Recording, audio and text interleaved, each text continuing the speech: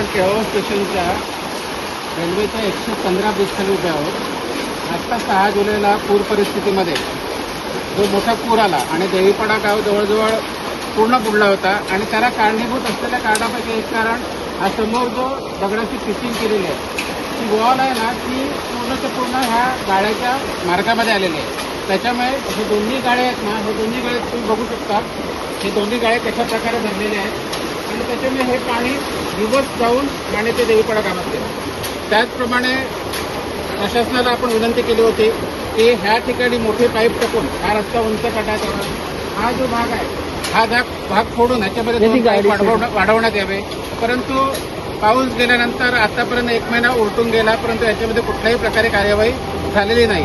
पुन्हा जर अशी पूर परिस्थिती झाली आणि हाच प्रकार परत उद्भवला तर ह्याच्यासाठी प्रशासनाची दिरंगाई आणि हा निष्काळजीपणाच कारणीभूत असेल। कारण त्यांना पुरामध्ये पूर परिस्थितीमध्ये त्यांनी इथे कुठला भीषण प्रकार झाला तो पाहिलेला होता, त्याची कारणं त्यांनी स्पष्ट करून सांगितली, परंतु अजून देखील प्रशासनाचे डोळे उघडत नाही, ही खेदाची बाब आहे। केल्यानंतर त्यांनी आज ही मॅन्युअली माणसं लावून त्याच्यामध्ये साचलेला गाळ काढायला सुरुवात केली, पण ते सकला जो काम करून त्याच्याने काही निष्पन्न होणार नाही।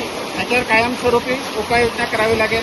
कारण आज कोणी पाहिलं तर हे माणसाची गाळ उपटत आहे, त्याच्याने काय होणार आहे, त्याच्याने काहीच होऊ शकत नाही। त्यासाठी एक कायमस्वरूपी त्याने आराखडा बनवून आणि हे पाणी निघण्यासाठी कायमस्वरूपी मार्ग बनवणं गरजेचं आहे।